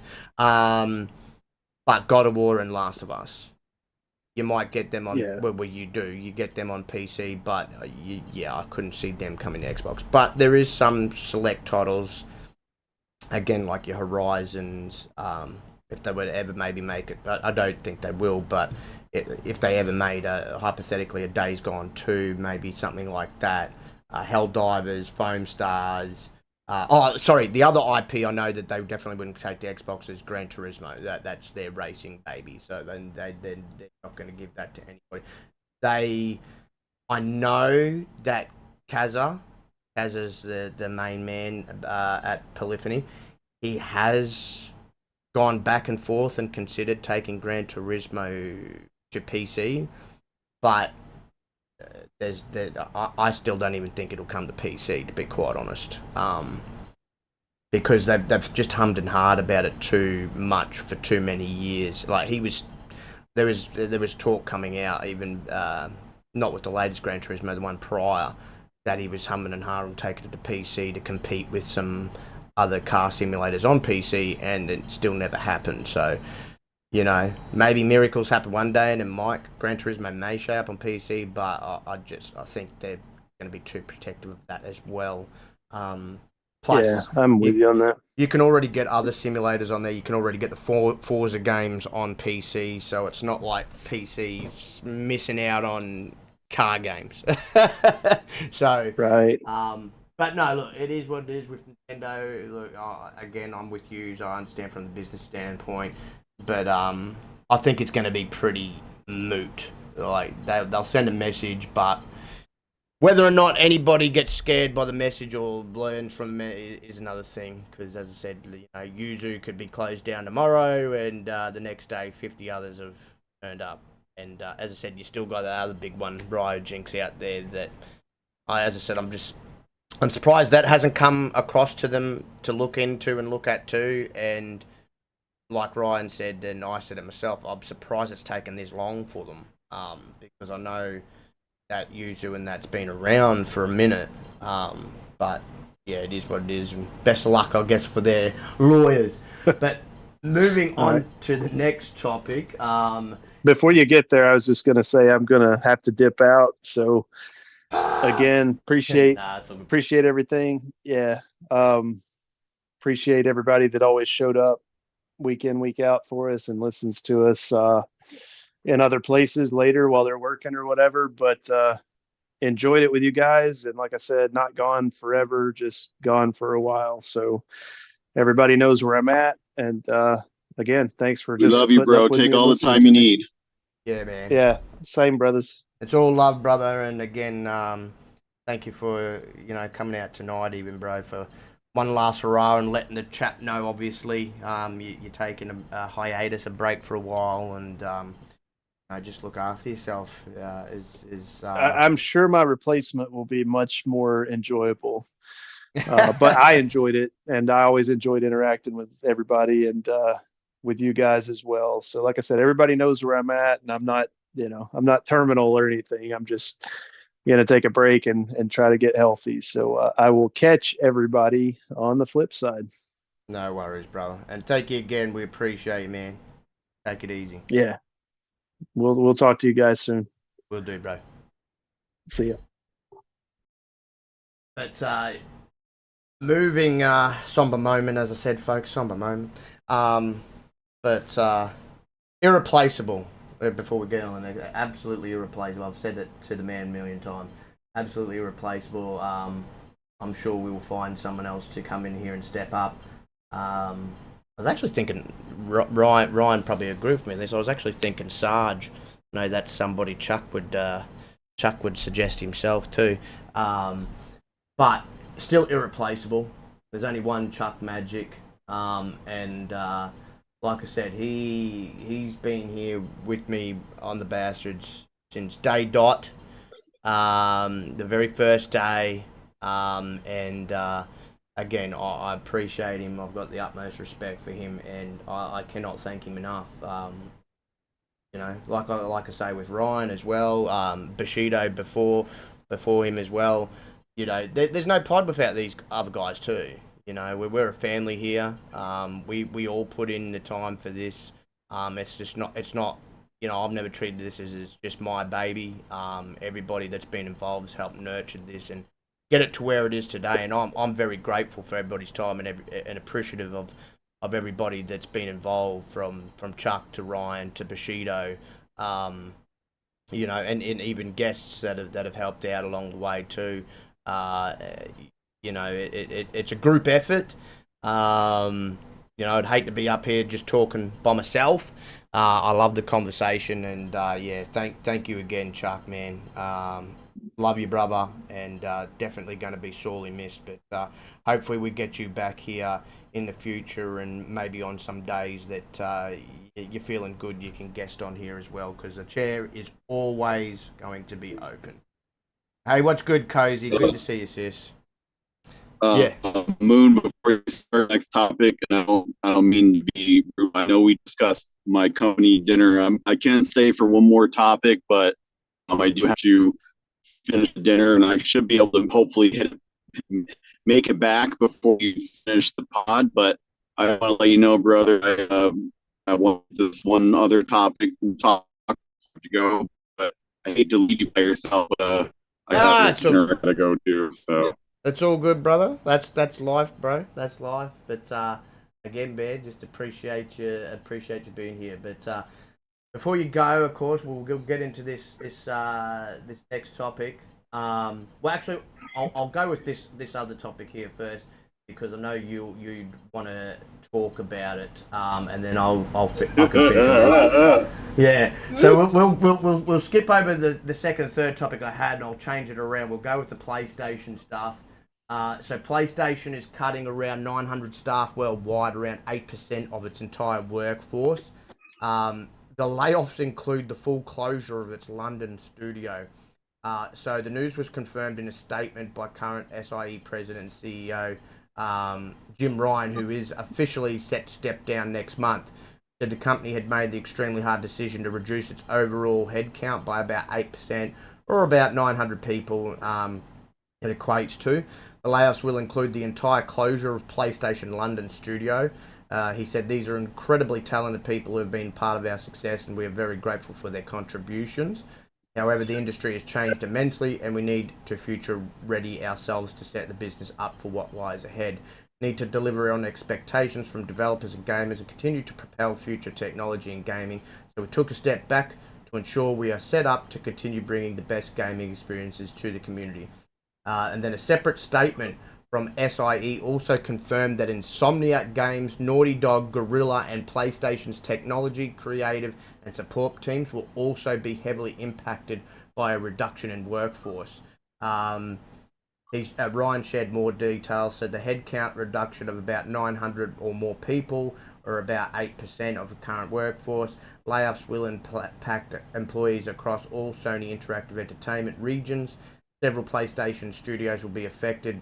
Definitely one closed down in the PlayStation London studios will be closed entirety. Firesprite Studio will see massive reductions as well. There'll be reductions in various functions across SIE in the UK. So it's going to be hard times, and finally, like the industry, we've seen it across the board with different devs and publishers going through this, and finally now it's PlayStation's turn. And the PlayStation Studio says it's now, because of all this, reevaluating how they operate. Confirms cancelled games. So on Tuesday, as we're well aware, they announced the round of layoffs. As I said, Insomniac, Naughty Dog, and Guerrilla, Firesprite, they're all going to be hit quite hard themselves. Commenting on the news, Holst confirmed that the layoffs have also resulted in the cancellation of some unnamed game projects, which almost certainly includes London Studios' online co-op game, which was going to be set in a fantasy London. He said, our goal at PlayStation Studios has always been to make the best games for PlayStation fans, and our global community of studios represents some of the most creative and talented teams within the industry. PlayStation 5 is now in its 4th year, and we're at a stage where we need to step back and look at what our business needs. At the same time, our industry has experienced continuing and fundamental change which affects how we'll all create and play games. delivering the immersive narrative-driven stories that PlayStation Studios is known for at the quality bar that we aspire to requires a complete re-evaluation of how we operate.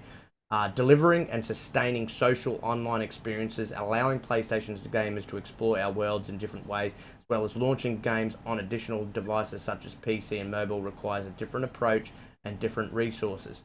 He continued to take on these challenges. PlayStation Studios had to grow. We have brought brilliant and successful studios into a family. We've invested in new technology and partnerships, and we have recruited talent from across our industry and beyond. But growth itself is not an ambition. PlayStation Studios is committed to continually discovering ways to work together, collaborating and combining our efforts to ensure that we are able to craft games that push the boundaries of play and deliver what you expect from us. So we looked at our studios and our portfolio, evaluating projects in various stages of development, and decided that some of those projects will not move forward. I want to be clear that the decision to stop work on these projects is not a reflection on the talent or passion of the team members. He's deeply sad. He also said he was deeply saddened to see talented individuals leave the company or be let go. I have such admiration, appreciation, and respect for their work. So, big news finally hitting them after others, as I said, in the industry over the course of the last 24, even to 48 months have had layoffs themselves. What's your thoughts on all of this, brother? And how do you see it's going to affect, especially some of their biggest studios in, their high-quality studios in Well, you saw that it was not a good look, right? Because Herman Hulst had that picture on Instagram of him with his, I don't know if that was his brother or his dad or something, or his family, but it was on the same day of the layoffs. He's posting pictures of being on the beach surfing. People are not happy about that. I do realize he did reiterate in his message that he did feel for the developers, but I just don't think that was a good timing to do it on the same day, despite that. But no, where's all the doom and gloomers, Moon? Where are they at? All this talk about Xbox and this new direction they're going and getting rid of their exclusives and all this hoop and hoorah. But where's all that hoop and hoorah for Sony? Maybe, just maybe, Microsoft was ahead of the game. Maybe this is something that they saw because, more than I think almost any company in the world, they're one of the biggest companies on analytics, right? On data, on crunching numbers, right? That's all they have. People, that's all they do all day. Like, that's their whole job, is to figure out the forecast, right? What are the trends? What direction is the industry moving, right? Yeah. And as we've seen, the console base is stagnant, right? Like, when I think a lot of it has to do, and someone put this quite brilliantly, the tablet and phone kids have grown up, right? They didn't start off with the console. They started off with a phone or tablet. So that's where they game, right? They're not playing these $300 million blockbuster cinematic movie games. They're playing Candy Crush. They're playing survival games. They're playing farm building games. They're very basic, not very graphic heavy. They're just fun, or they're time wasting, or they're interesting. There's something that keeps them going back because they have these little rewards that they get every day, right? That little hook, right? That keeps them coming back. I know because my girlfriend plays them on her phone. But no, Sony's finally realizing that, hey, maybe this wasn't because of Microsoft. Maybe they finally had a eye-opening moment after all of these failures they've had lately financially. Maybe it was a combination of also what Microsoft's doing as well. But maybe they're seeing finally, okay, hey, maybe this business model, we know it's not sustainable. We know that we need to expand from PC to mobile. Let's start reevaluating our first party. Maybe they finally start going back to the way they used to be in the beginning of their days, where it was more focus on the developers making smaller games, not always like shrink down the amount of big budget games, try to reduce it to 4 or 5 every 4 or 5 years, right? And then focus more on the smaller or mid-budget size games that you mentioned before, right? Maybe this is finally, Totoki was the one that finally snapped him into gear, even though he's been there the whole time. I'm not sure why it took so many financial failures for them to turn this around, or for them to realize this. But they've always been behind the game on this sort of thing, and I'm not surprised by this. I just thought it was only a matter of time before they followed the same path. I just think it's funny because people made this whole big deal about Microsoft doing it. Now that Sony's doing it, now it's okay. Now it's or now it's part of the business as usual, or this was all as planned, is according to some of the boys online. I know. That made I me know. laugh a little bit. I was cracking up, bro. They have closed 4 studios in the last 4 years. They've canceled multiple games, including like what 6 live service games, or they put them on indefinite pause at the very least. And then PSVR 2, they're having to now get it to work with PC to try to recuperate their sales there. So it's all a part of a strategy they need to right, because they will not last. They know that. They realize it's even more so how dire it is for them to try to turn things around and get back to where they were before as a successful powerhouse, because software is where they need to go back to their focus, right? They Yes. kind of lost their way because they got too comfortable with the Call of Duty revenue, right? The third party revenue. They did. They thought that they could fund their first party and that they can sustain their business off that forever, and they didn't realize that things were going to change and that the industry was going to shift. So now they're kind of playing catch up, and this is all like I said, they're always following behind somebody else, whether it be Nintendo or Sega or Microsoft. They're just behind the game as usual. And this is just funny that I wonder if this whole narrative started because they were trying to damage control or reduce the amount of impact this was going to have when they announced this, right? Because how mysterious that all these announcements start coming off shortly after the big Xbox business update. I just find that really funny and coincidental, right? But no, I am not surprised at all by this, because I totally expected them to do this. So Yeah. I just think it's funny. They're still defending them, even Yeah, despite and no all one.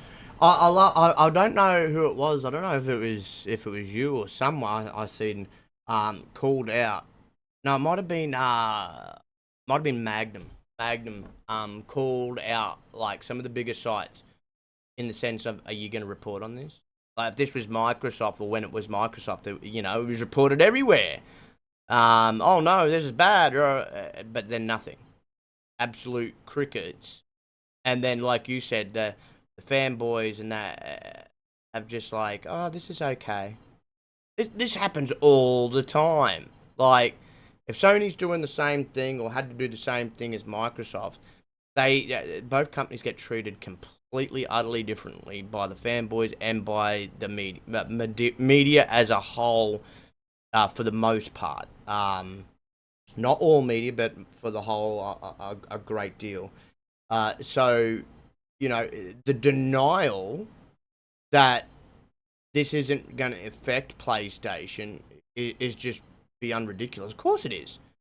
Once again, people are out of jobs, which I just want to say first and foremost that you never want to hear. It's never nice, losing your job. A lot of these people probably got families or significant others they put, bread and butter on the table for, and that's going to be difficult now during the transition period of having no job now to getting a new job elsewhere, hopefully in the industry for a lot of these people. And there's probably a lot of talented people that's involved in these cuts. And, it just took a minute for it to catch up to PlayStation because everybody else has already been through all this. They're like one of the last ones now that are having that hit them. And, yeah, man, I think it's going to halt or slow down some development for some of the bigger guys like Naughty Dog and Insomniac and Guerrilla, because now there's going to be a reshuffle and less hands on deck, I guess you could say, for a time. So they're downsizing, obviously not on a humongous scale, but it's still going to affect them to a degree. And I wouldn't be praising this, just like I wouldn't be praising or sugarcoating when Microsoft, did it themselves, or anybody else. It's just it's horrible, and it's definitely something that you don't want to see. So I wish everybody that's in these lot of cuts the very best. I hope they find a new position and work very quickly. Hopefully it's not the end for them, in their creativeness and stuff like that. But it is what it is. I mean, as I said, this has been ongoing for 24, 48 months. It's just hit the industry. It's hit a lot of industries around the world, especially when it comes to business. And now it's just finally hit PlayStation, and it's their turn. Their round of layoffs now. Their turn to get hit by that bug. And it's again, it's definitely something that, as I said, shouldn't be sugarcoated, but it is. It's not even being really reported on or spoken about much, and that's what I don't like about a lot of the games media. Is whatever Sony's doing, it's all good, it's right, it's correct, but if Microsoft's doing all what's happening to Microsoft, it's all doom and gloom, it's all bad, and it's not going to change anytime soon, unfortunately. There is too much biasness in the media. I've said this many times. I think a lot of these media need to look at themselves in the mirror. You're going to be gaming media. You need to leave your bias at the door. I for one don't care if you've got a preference. I don't care if any gamer's got a preference. But if you're going to be like reporting on stuff or doing media and even podcasting to a degree, especially if you're not running at least a centric podcast, so you're covering everything. Again, you're entitled to your preference, but if you're doing a podcast where you're covering everything, then you've got to be balanced in your approach and thought process and how you're going to report on it. You can't show that favoritism to one side or the other, and as I said, with gaming media, it's very few and far between. Like, you really have to do your research on these gaming websites. And you will come across some. I regular some myself that are balanced. I don't know if any of their reporters or beat writers, whatever, have a preference. You can't tell that in their writing. They possibly do, but everything that they report on, everybody, every company is on equal terms. It's very balanced. But as I said, it's like an 80-20 or maybe even a 70-30 balance in the gaming media. The 70% obviously being the very biased gaming media to the lower 20-30%, again, it's nothing that's going to change overnight, and it may not change ever. It's just something that we all got to deal with. If you figure out a site that has a lot of bias, like your IGNs and your GameSpots and your Eurogamers, and there's quite a few others out there, just avoid them. It's just a lot of, in my opinion, it's just a lot of rubbish. Again, and it's just my opinion on it, but it's just a lot of rubbish articles that are gonna, you start reading a few lines and you're like, oh, here we go. Again, if you're gonna report on Microsoft and that, you don't have to be one of their gamers. You don't have to like the company. You don't have to have that as your preference, but report it straightforward. Don't bring a bad light to that, and then PlayStation does the same thing, for example, Nintendo does the same thing, and it's all good with them though, But moving right along, I'm just going to run through quickly on these two last topics, and then I'll get you all on out of here. So Xbox has a new hire. They've hired Squanch Games, co-founder for first-party leadership team. So Xbox has added some new talent to its first-party roster. So Squanch Games, the company behind High on Life, Trover Saves the World, co-founder Tanya Watson has announced she's joined Microsoft as part of the Xbox Game Studios leadership team. She had a message up on, I think it was on LinkedIn, and she said, "I am thrilled to share with you all that I have recently joined Microsoft as part of the Xbox Game Studios leadership team. These are challenging times for our industry, and I feel incredibly fortunate to have the opportunity to contribute to such important studios. I look forward to the journey ahead. As mentioned, Tanya started Squanch Games with Justin Roiland back in 2016, but she left the company in early 2021 while High on Life was in development. Since then, she's been the COO and president of Bad Robot Games, and in the past, she spent 8 years as an executive producer at Epic, working on the likes of Fortnite and Gears of War. Earlier in her career, she was also a software development engineer at Microsoft Game Studios. So this isn't the first time she's worked under the Microsoft banner. So it's certainly an impressive resume, to say the least, that should lend well to Xbox Game Studios in 2024 and beyond. And I think it's a fantastic hire. As I said, because she might have been a while ago now, but she's worked for Microsoft, so she probably understands how they do business, run things, and stuff like that. But I think this is a great hire, especially coming from being the one co-founder of Squanch Games. A lot of people I've talked to loved both Trover Saves the World, Trover Saves the Universe and High on Life. So I think she's got a lot to add, and I think Xbox Game Studios can never not have enough talent. And so I think she's going to do a fantastic job. And it's another great thing is it's great to see more female talent, especially in the high end and high positioned female, getting the recognition that they deserve. So that's fantastic to see as well. And I know Microsoft's a big pusher of that, and get right behind, their women and that, especially in the leadership form. We've seen, for example, Sarah Bond rise through the ranks, and it's great. It's great to see women doing well in this industry. We know at one point in time, for many years and decades, it was a very male dominant industry. So now it's fantastic to see again these women getting into higher positions and doing their thing and showcasing what they can do. So fantastic for all, and I wish her all the best, of course. And then last, which was an interesting topic, and I know this particular person's been quite vocal, especially on this matter, as well as an abundance of other matters over the last several months. But Baldur's Gate 3 dev warns community about threats and toxicity over mod support.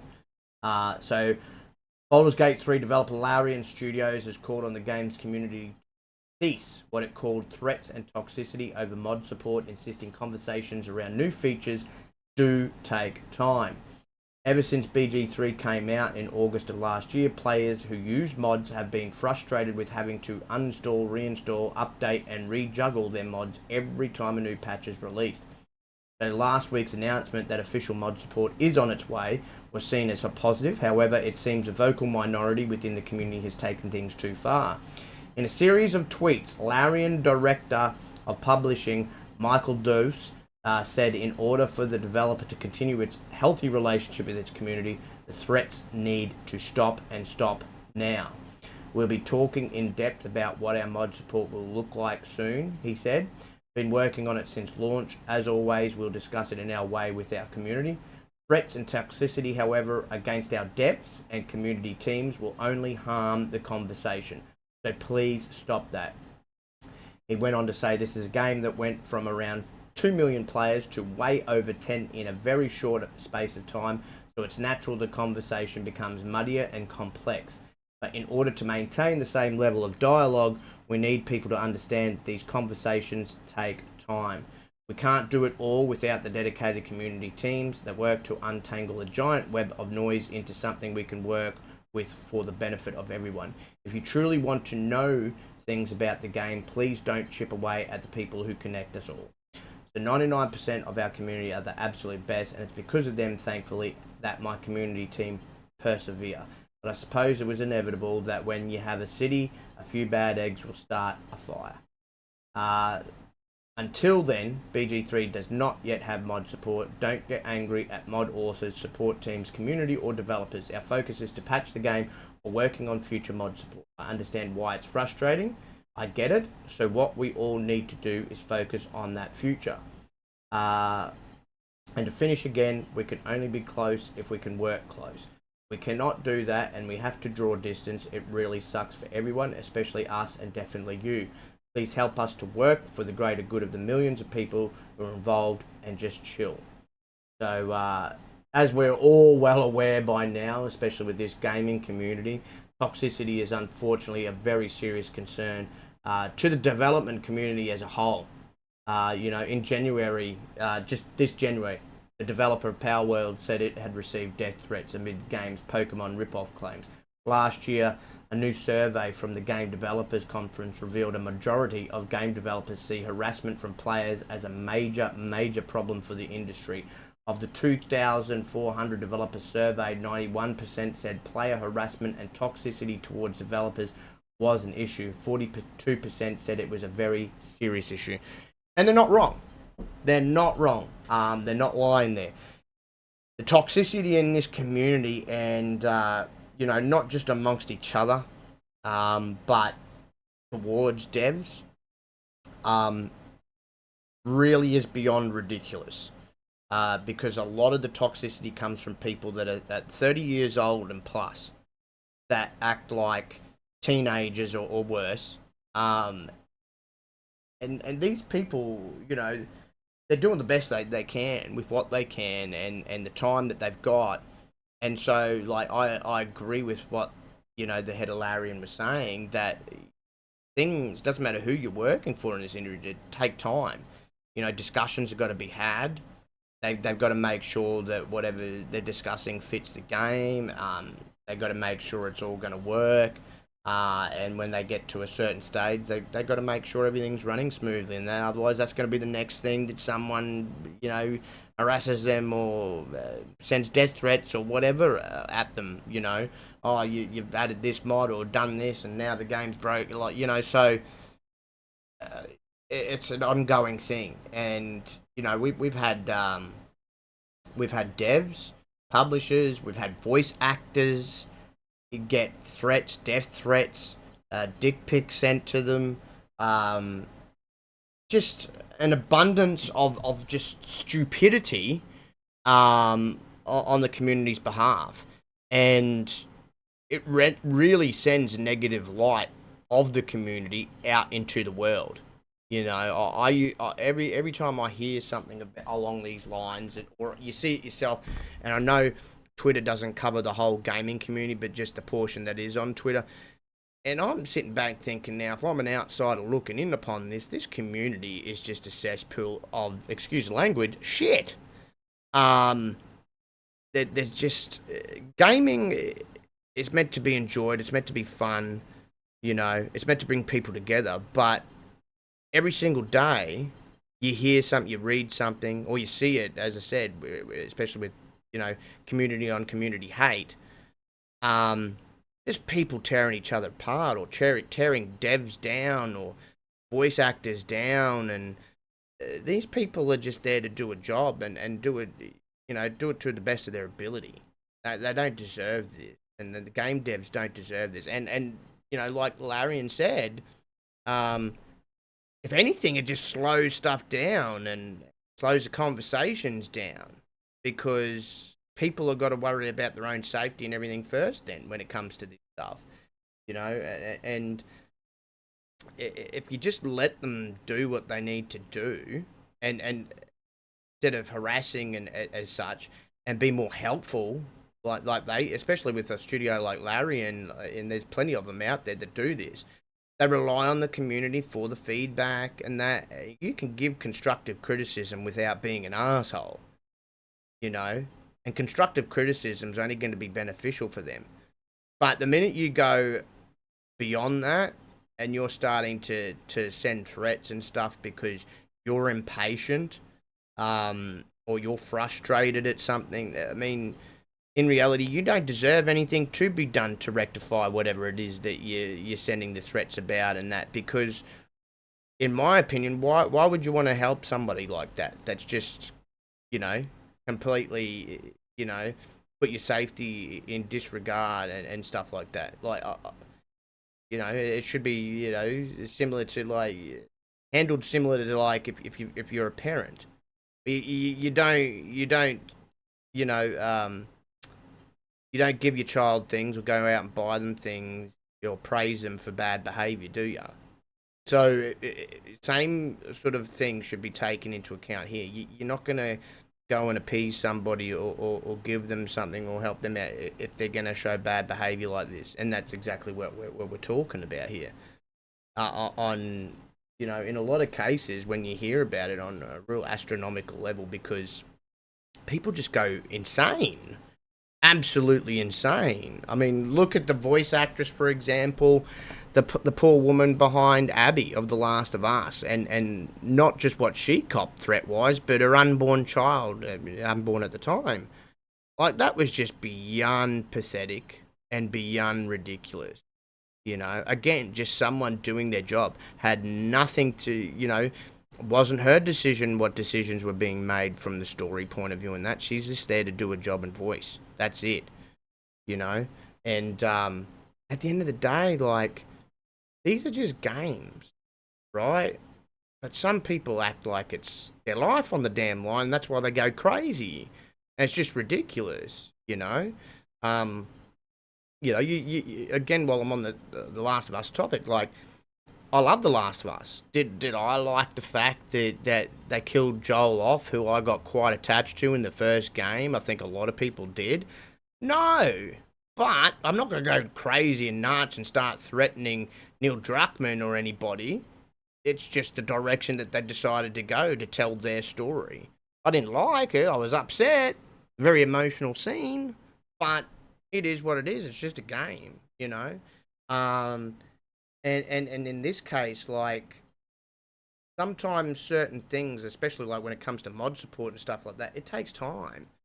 There's a thought process behind it. You just got to have the patience to wait. They'll get there. And Larian's been absolutely fantastic with that game, with their updates and keeping people informed, etc., etc. So, let them do what they need to do. And if anything, give them some ideas. A lot of these devs out there, they're very open to their communities that purchase their game and enjoy their game to hear their feedback. That's how they fix things. That's how they can add things. That's how they update things. Because without the community that's playing the game, they don't know what needs change or what needs fixing, what the community wants. So that's fine. But again, stop with the threats, stop with the death threats, stop being immature and impatient, and just calm down. There's a lot more things going on in the world to be up in arms about and stuff. Gaming's meant to be an escape for a lot of people from the real world for a few hours, That's what I mean. It's meant to relax you. It's meant to make you laugh. It's meant to make you enjoy. And bring people together. But, for the longest time, like, I even come to realize there's just a lot of disdain, a lot of hate, a lot of aggressiveness amongst the community. Whether it's the community directing it at devs or the community directing it at each other over a difference of an opinion. Like, it's beyond childish, really. It really is. And I think a lot in the community need to take a good, long, hard look at themselves and the way that they carry themselves. There's a lot in the community too that need to learn how to talk like an adult with other adults. And all these devs are adults. Like, you can't threaten somebody and think you can get away with it, and two, that it's going to help get you what you want sooner out of them. It's just not. It's just going to deter, and it's just going to hold up the process, if anything. Like the guy with Larian said, And some people, I mean, depending on the size and the words and whatever of the threat, or how serious the threat is, can completely shut down, you know? And you don't want to do that, you know? These people are just there to do a job. That's it. And they can only do the job at the pace that they can do. And we really as a community need to help them with that, you know, and then we're going to, you know, as I like to say, be better and we'll get better, you know? So, you know, if we can be more positive with them and help them in things, then that's just going to be more beneficial for us in the long run, whether that be with DLCs and additions or updates or fixes or mods, what have you. But it's definitely something that needs to change. I understand because the community's quite big, it's not going to change overnight. But we all need, you know, I think if a lot of us stand together and set an example, then hopefully over time others will follow. But then I've also said at the same time, we really need to weed out the bad eggs that just continuously do this stuff and just bring a bad light on the gaming community, which it doesn't need. It's had a lot of negativity as it has over the years. And I, for one, think it needs to change. As I said, I grew up and I got into gaming because of my dad and my granddad. And as I said, the messaging that they gave to me was it was meant to bring people together, put smiles on people's faces, be an escape for people, you know, be happy, be joyful, you know, not all this grog, anger, hate, threatening, you know, behavior. I've always said too, you expect that type of behaviour to a certain degree, like say in the sporting communities and that, you know. I know a lot of people get fiery over the teams and, you know, with whichever sport they're watching, you know, and so I guess you could say it kind of makes a little bit more sense for it in there and people to exchange words at sporting events and game, you know, but gaming community, it doesn't need to be like that. Again, same with politics. I know people can get very heated and stuff with politics again, but it makes sense there. Gaming, it doesn't. Gaming, there's no need for this in gaming, and it just needs to stop. But that's all we have for you tonight, folks. And for the doesn't happen often, unusual time, I've had to finish by myself tonight, but that's okay. Shout out first to the two boys, Ryan. I know he had a business meeting to go to tonight, so thank him and very grateful and appreciative to him for staying as long as he could. But of course, the big elephant in the room, Chuck Magic, Chuck Daddy. Absolutely love you, brother. I've been so proud and privileged and appreciative to have you on this journey with me again. Since day one, he helped name this podcast, folks. He was a part of that process with myself and Bushido, and you know, he's helped nurture this, and now we're 72 in. Again, I'm just blessed to have that man and his thoughts, and he was, you know, an integral part of this podcast, and yeah, no, I just cannot thank him enough. Like I said in the past with B as well, and B had to leave because of his health issues too, you know, which I totally get. But I've got the utmost respect for both gentlemen, and again, I hope Chuck, you know, you look after yourself, brother. If you're still listening, I wish you all the best in that. Please don't be a stranger, of course. I know we've built up a lifelong friendship and brotherhood, and yeah, I've always said to Chuck, just like I always said to Bushido, that health comes first. I would never ever push or force them to be up here when they're feeling like crap. I wouldn't do that to anybody, you know. I always say health is first and foremost, and if you're not feeling good, don't push yourself. You know, you've got to look after yourself, number one, first. Especially with a lot of us, we've got kids, we've got families, you know, and so we need to be right to look after our loved ones, you know what I'm saying? So, podcasting is just secondary with a lot of stuff that goes on in the world and goes on in your personal lives. But no, thank you again so very much, man. And as I said, the chair will always be here. We'll keep it warm for you. Bastards will never die. As I said, I'm going to keep riding this until the wheels fall off. And hopefully one day he can rejoin us when his health is under control and at a spot. But again, so very much appreciative of him. I want to thank everybody that's joined us tonight. From, of course, my girl, the Rockin' One in the chat, always here rocking out. The sister, Cozy Beluga, appreciate you stopping by, sis. Tim from across the pond, always great supporter of the show. Of course, the man with the mythical beard, my brother Dreadpool, great to see you, brother. Axel, iconic video games, always great to chat it up with you, man, and always appreciate your support. Back from the dead, another long-time supporter of me and the show. Appreciate you, brother. Hope the family is well. The legendary one himself, Mr. Peace, Love, Life. Can never forget you, my friend. Legendary Yobi. Always a pleasure, brother. And, of course, all the lurkers. Appreciate you. Appreciate everybody's support. Much love to everybody. Much love and shout out also to Carlo and PK, of course, behind the scenes at 4GQ. Cannot thank you all enough. If you haven't done so already, please hit that like button, share this out, as well as subscribe to the channel if you haven't. Of course, hit that notification bell too. You will be alerted as to when any of us go live, whether that's me on here with the Wrestling Pod or the Bastards. We got 4GQ tomorrow.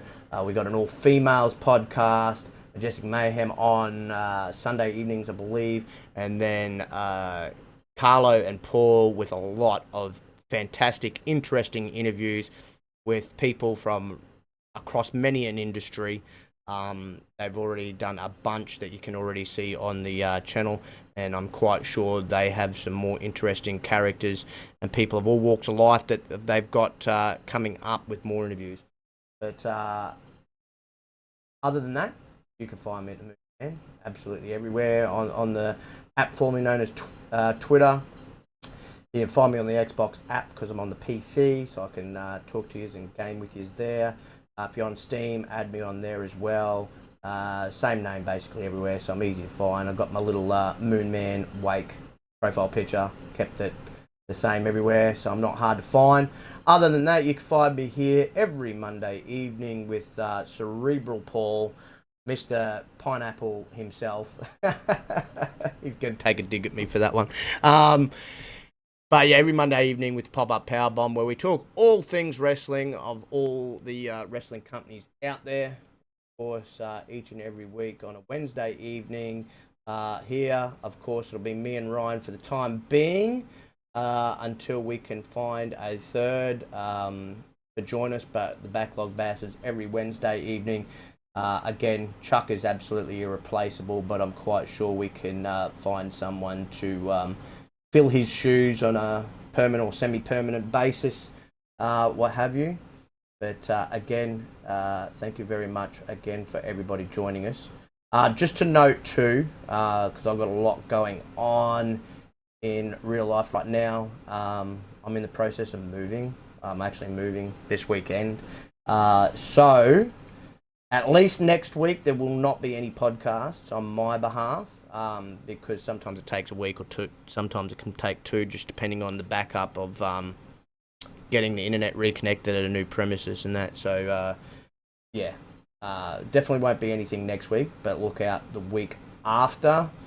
And other than that, I hope everybody enjoys the rest of their week. I hope everybody enjoys their weekend coming up, and enjoy whatever you're playing, because there's a lot out there right now to play, and of course, more great games incoming. It's a great time to be a gamer. Thank you, everybody. Again, I'll see you and talk to you all real soon. Good night, everybody.